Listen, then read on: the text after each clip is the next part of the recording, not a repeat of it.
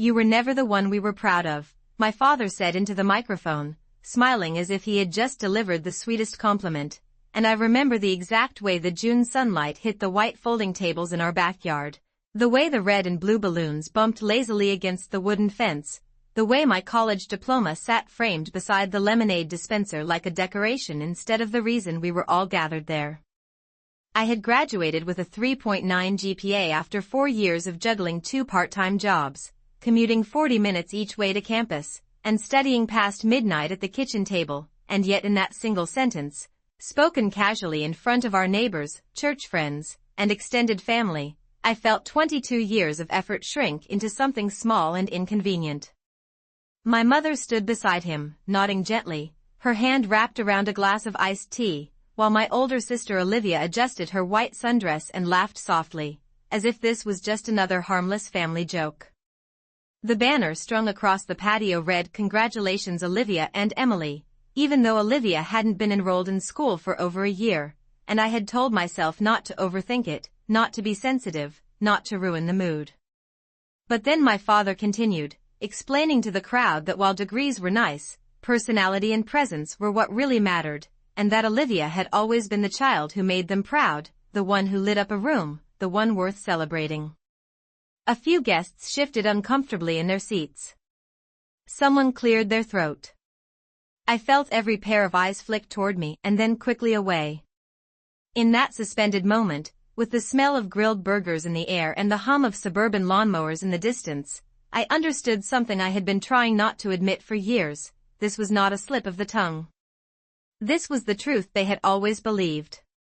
I thought about the nights I had stayed up calculating tuition payments down to the last dollar, about the mornings I had left the house before sunrise to open the cafe where I worked, about the acceptance email that had made me cry alone in my car because I knew no one at home would fully understand what it meant. And instead of anger, what settled over me was a strange, steady calm. In the pocket of my graduation dress was an envelope I had received 2 weeks earlier, an official offer from a Manhattan consulting firm with a starting salary higher than my father had ever earned, a position I had secured without connections, without favors, without anyone pulling strings on my behalf. I had planned to share the news later that afternoon, to make it part of the celebration, to give my parents a reason to look at me differently. But as the applause rose for Olivia, as my father lifted his glass again and wrapped an arm around her shoulders, I realized I didn't need their recognition to validate what I had built. I stood there in the middle of my own graduation party, listening to the clink of ice in plastic cups and the polite laughter of guests who didn't know where to look, and for the first time in my life, I felt the quiet beginning of freedom. The applause slowly faded into scattered conversations, and I watched as people formed small circles around the patio, balancing paper plates loaded with potato salad and baked beans, carefully pretending that nothing unusual had just happened. My father stepped down from the small rented platform we had set up near the oak tree and clapped Olivia on the back, telling her she should say a few words too, even though this was not her graduation.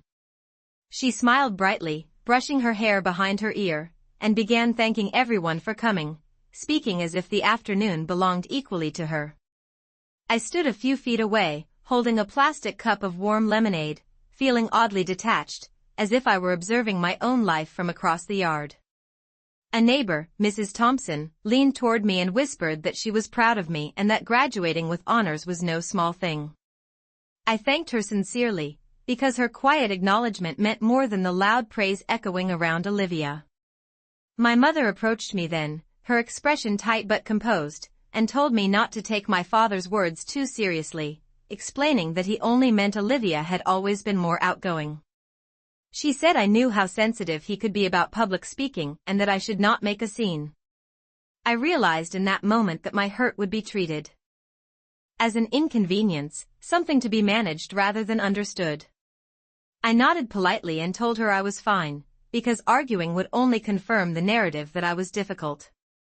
Across the yard, I could hear my father explaining to one of his coworkers that Olivia had a natural charm that could not be taught in any classroom, that success was about more than grades. I thought about the scholarships I had applied for in secret, about the nights I had rewritten essays again and again until every sentence felt earned. I remembered the email from the Manhattan consulting firm, the one I had read 3 times before believing it was real, offering me a starting salary of $120,000 a year plus relocation assistance, full benefits, and a signing bonus. I had printed the letter and folded it carefully, planning to surprise my parents with the news after dinner, imagining their faces lighting up with pride. Now the envelope felt heavier in my pocket, not as a gift to share, but as a quiet reminder that my future no longer depended on their approval. As the sun began to dip lower and the string lights flickered on, casting a warm glow over the yard, one of my former professors, who had driven nearly 2 hours to attend, asked me what my next step would be. The question hung in the air, simple and sincere. I saw my father glance over, curiosity briefly replacing confidence. Olivia paused mid-sentence. I took a slow breath, feeling the steady calm return, and realized that this was not about proving anyone wrong in anger. It was about finally speaking for myself without waiting for permission. I straightened my shoulders, feeling the weight of the envelope against my hip, and understood that the real turning point of the afternoon had nothing to do with my father's microphone or Olivia's applause. It was happening quietly inside me, in the space where disappointment had once lived, now slowly being replaced by clarity about who I was and what I had achieved on my own.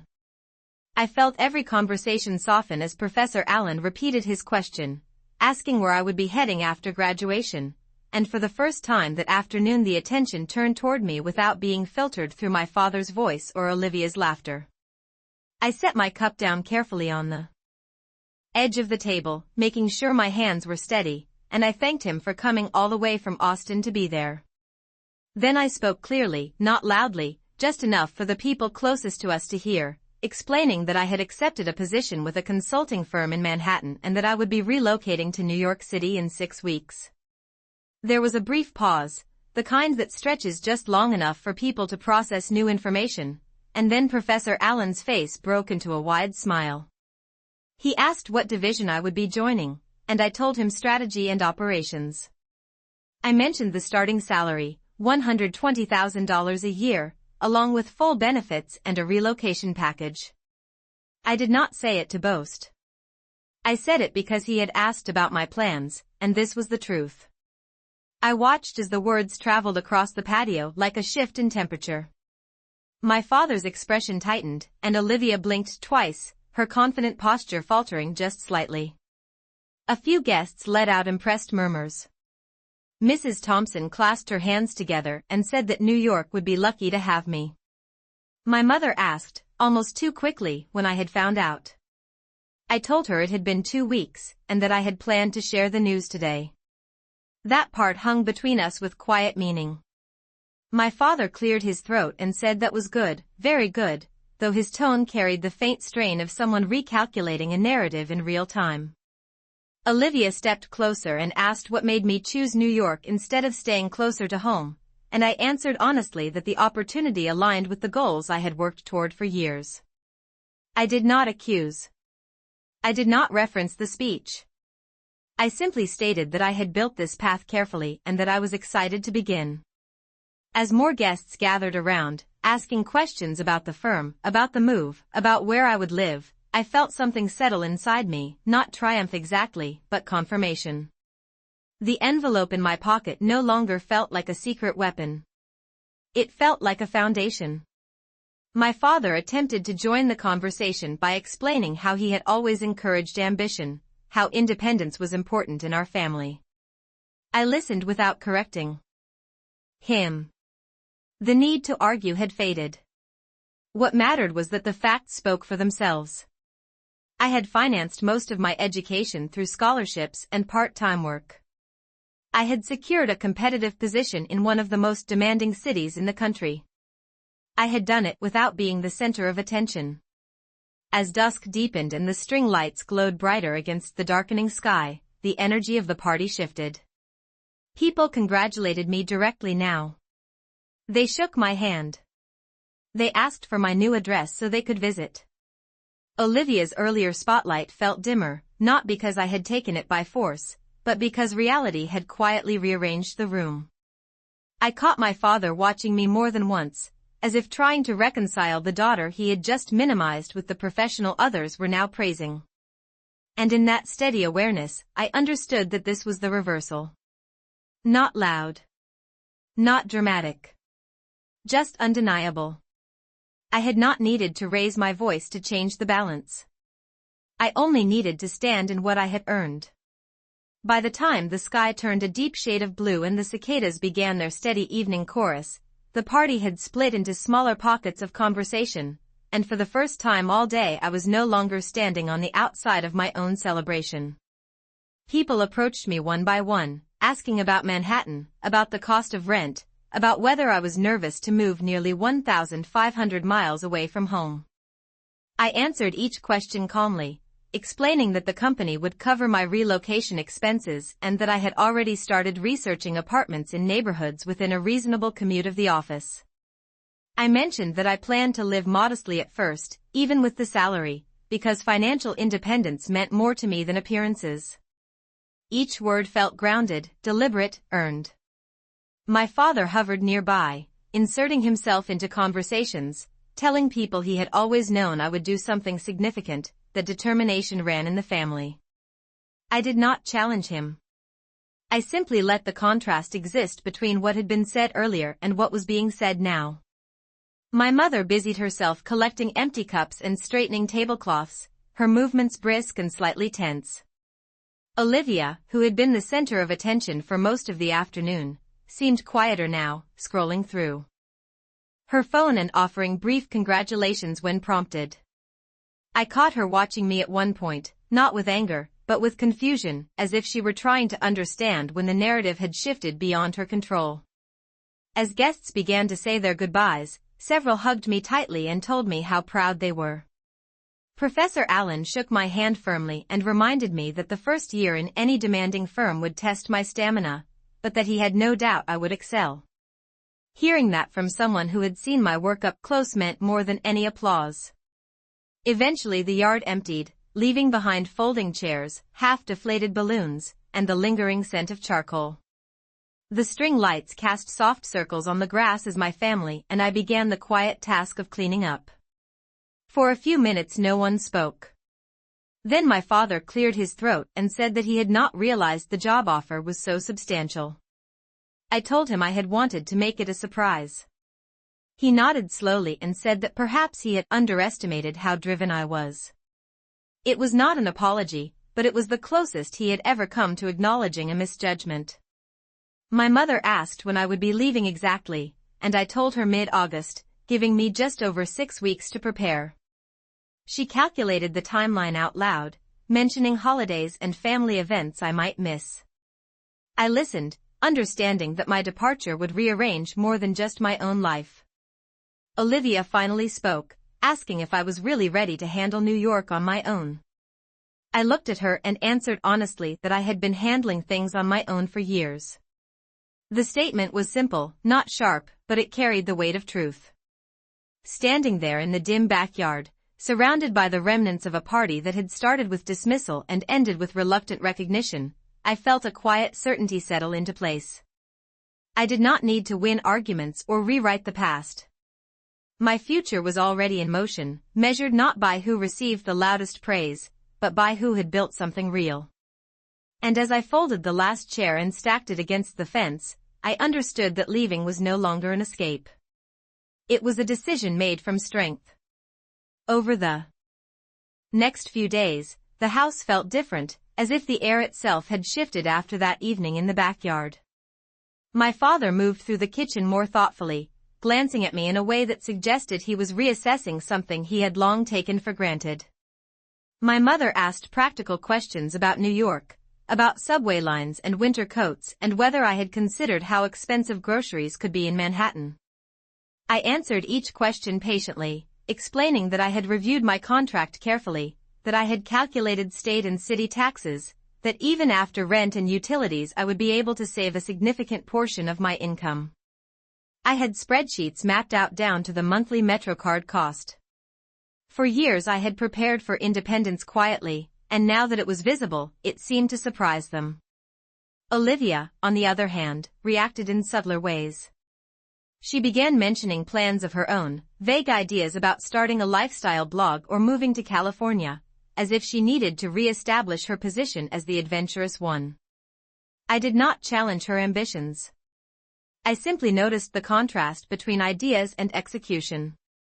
As mid-August approached, I started sorting through my room, packing books into sturdy cardboard boxes and donating clothes I no longer wore. Each folded sweater and sealed box felt symbolic, a small confirmation that I was stepping into a life I had earned. One evening, about 2 weeks before my departure, my father asked if we could sit down at the dining table to talk. The same table where I had studied late into the night now became the setting for a different kind of conversation. He admitted that he had always admired charisma because it came easily to Olivia, while discipline had been something he struggled with in his own youth. He said that sometimes he projected his insecurities onto what he valued in his children. It was not a perfect apology, but it was honest in a way I had never heard before. I told him that recognition would have meant more years ago, when I was still trying to prove myself. Now, I explained gently, I was not leaving to escape comparison. I was leaving because growth required space. My mother listened quietly, her hands folded, and then said she hoped I would call often, that she did not want distance to turn into silence. I promised her that distance would not erase connection, but it would redefine it. The night before my flight, my suitcase stood packed by the door, weighing just under 50 pounds, the airline limit I had carefully checked twice. I walked through the house slowly, noticing the familiar creak in the hallway floorboards and the faint hum of the refrigerator. This house had shaped me, challenged me, and at times diminished me, but it had also given me the resilience that carried me forward. Olivia hugged me briefly and said she was proud of me, her voice softer than usual. I thanked her sincerely, because I no longer needed to measure the depth of her words. Early the next morning, as the sun rose pale over the suburban rooftops, my father loaded my suitcase into the trunk of his car. The drive to the airport was quiet, not tense, just reflective. When we reached the departure curb, he looked at me and said he hoped I would show New York what I was capable of. I smiled and told him I already had. As I walked toward the sliding glass doors, boarding pass in hand, I felt no anger, no lingering need to correct the past. What I carried with me was something steadier, the knowledge that being underestimated had never defined my limits. It had only clarified them. The first thing I noticed when I stepped out of LaGuardia Airport was the noise, not chaotic, but constant, like the city itself was breathing in a rhythm faster than anything I had known back home.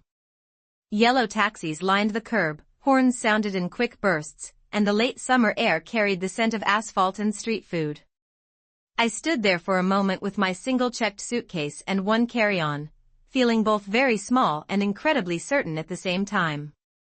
This was not a vacation. This was the life I had chosen. The company had arranged for a temporary furnished studio in Midtown for my first month, a modest space on the 12th floor of a narrow building wedged between a coffee shop and a dry cleaner. When I unlocked the door that first evening, the apartment was quiet and compact, barely 500 square feet, with a small kitchenette, a twin-sized bed, and a window that looked out at a brick wall across the alley. It was not glamorous, but it was mine.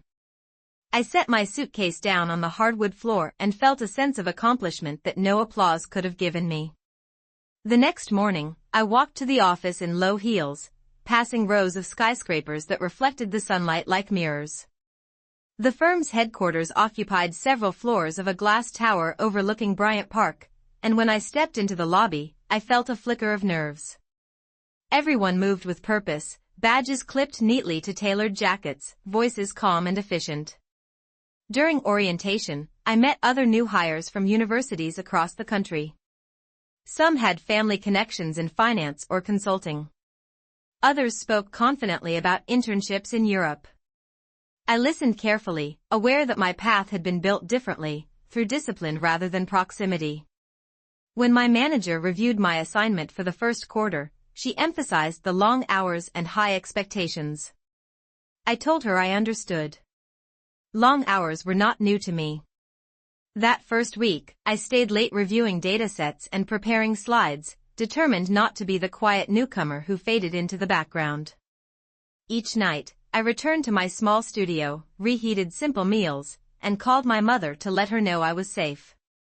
She asked about the subway, about whether I had figured out the laundry room in the basement, about whether I felt lonely. I told her the truth, that the city was overwhelming at times, but that every challenge felt like proof that I belonged here. My father spoke less on the phone, but when he did, his tone carried a different weight, more measured, as if he were choosing his words carefully. Olivia sent occasional messages about social events back home, about mutual friends asking about me. I responded kindly, without bitterness, because distance had softened the sharp edges of comparison. As the weeks passed, I found a small one-bedroom apartment in Queens within my budget, about 30 minutes by subway from the office. Signing the lease felt like signing a contract with myself. I had built this transition from the ground up, dollar by dollar, decision by decision. One evening, standing on the rooftop of my new building and watching the Manhattan skyline glow against the dark sky, I thought back to that moment in the backyard when my father had declared that I was not the child worth celebrating. The memory no longer stung. It felt like a starting line. In this city of millions, no one knew that sentence. They only knew the work I produced and the results I delivered. And for the first time in my life, my identity was shaped entirely by my own effort, not by comparison, not by favoritism, but by consistent, quiet achievement that spoke for itself. By early November, the city no longer felt like a test I was trying to pass. It felt like a place I was actively building within. My mornings began before sunrise, the sky over Queens still dark as I walked 3 blocks to the subway station, coffee in one hand and my laptop bag over my shoulder. I had learned which train car positioned me closest to the exit at Bryant Park, how to stand without losing balance when the train lurched, how to read reports on my phone without missing my stop. At the firm, my projects grew more demanding.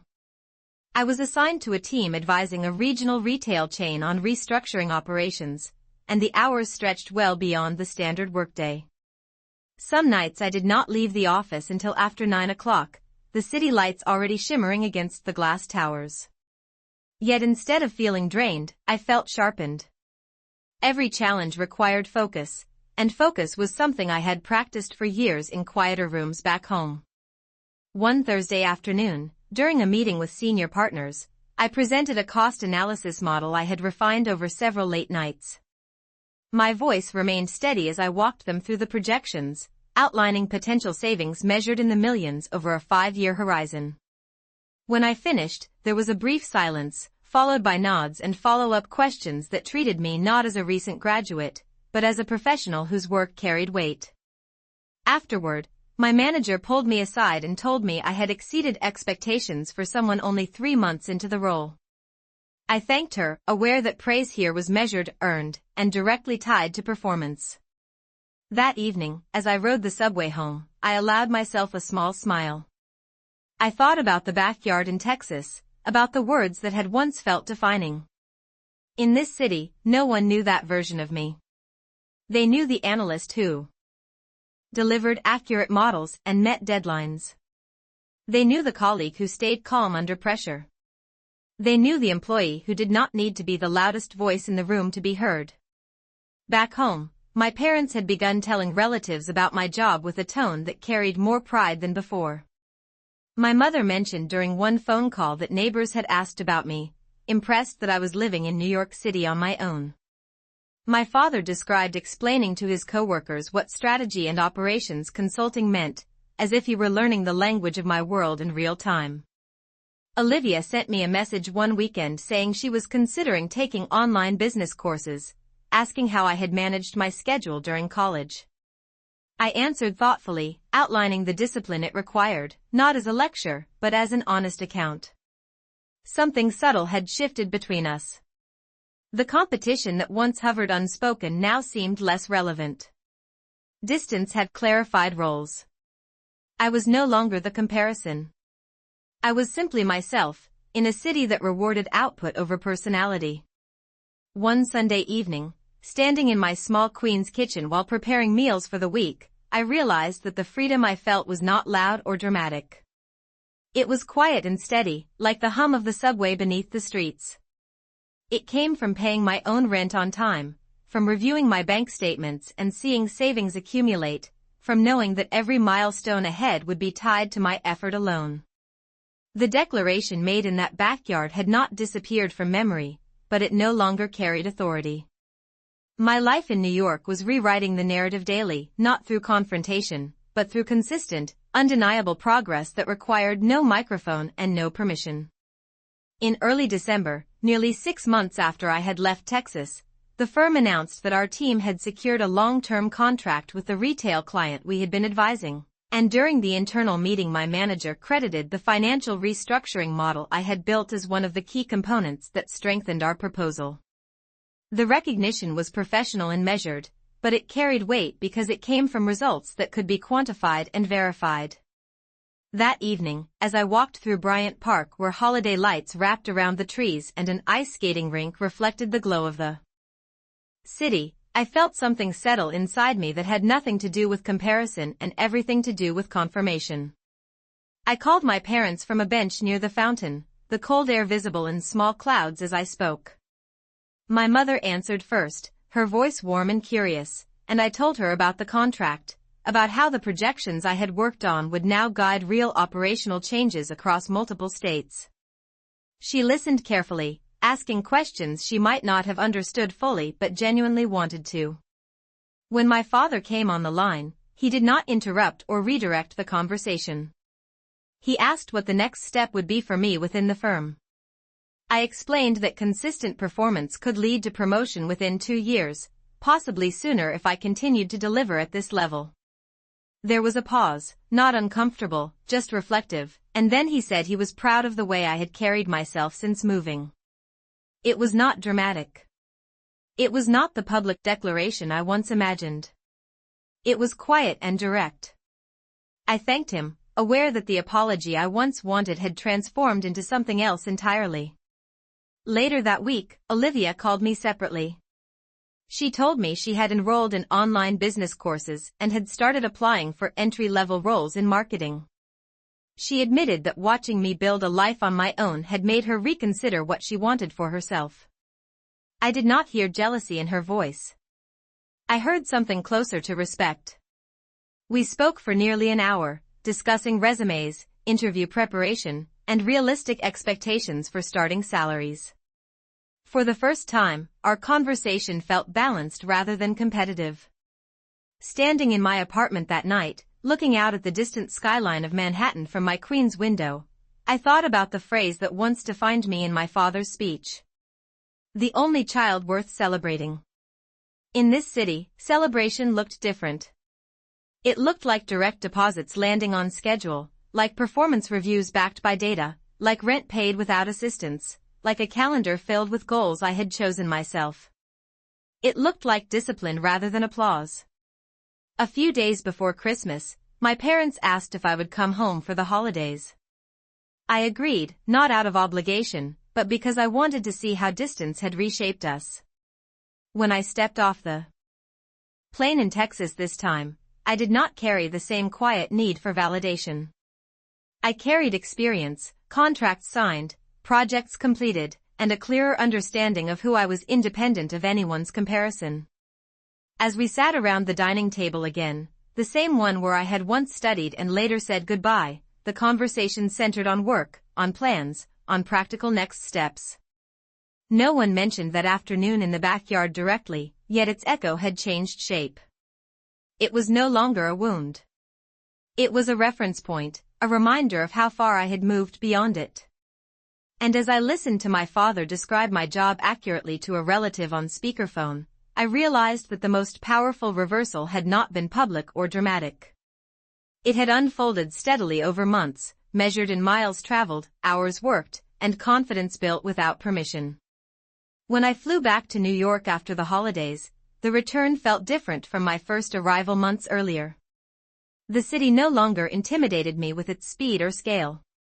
It felt familiar, almost welcoming, as if it had been quietly observing my growth and was now nodding in approval. I rolled my suitcase through the subway turnstile with practiced ease, rode the train back to Queens, and unlocked my apartment door with the steady confidence of someone who knew she belonged exactly where she was. The following Monday, as I settled into my desk overlooking Bryant Park, I reflected on how much had shifted in less than a year. At work, I was no longer the newest voice in the room. I had been assigned a junior analyst to mentor, someone fresh out of college, eager and slightly overwhelmed. Guiding her through financial models and client presentations, I recognized pieces of my former self, determined but unsure of how visible that determination would ever be. I made a point to acknowledge her effort directly, remembering how powerful genuine recognition could be when it was earned and clearly stated. Back home in Texas, my parents had begun introducing me differently during calls with relatives. My father described my projects with surprising accuracy, mentioning operational efficiency and long-term growth strategies as if he had studied the terminology. My mother asked about my savings goals and told me she admired how carefully I planned my future. Olivia, now working in an entry-level marketing role, shared stories of her own office challenges. There was no competition in her tone anymore, only shared experience. Distance had not divided us. It had recalibrated us. One evening, while reviewing my quarterly performance feedback, I noticed a line that stood out: consistent, composed, and highly reliable under pressure. I sat back in my chair and allowed myself to absorb those words.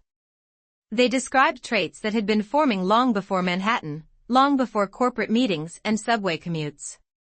They had formed in quiet study sessions at a dining table where I once felt invisible. The difference now was that those traits were visible to the right audience. As winter deepened and the city lights reflected off patches of snow along the sidewalks, I realized that the most meaningful shift had happened internally. I no longer measured my worth against applause, volume, or comparison. I measured it by alignment between effort and outcome. The memory of that summer afternoon in Texas remained, but it no longer defined the narrative of my life. It marked the moment I stopped seeking permission to be celebrated and started building something that did not require validation to exist. Standing at my apartment window one night, looking out toward the distant skyline, I understood that being underestimated had never limited my potential. It had clarified my path. And the quiet, steady life I was building now did not need a microphone or a banner to prove its value. It spoke for itself in every decision I made and every milestone I reached on my own terms.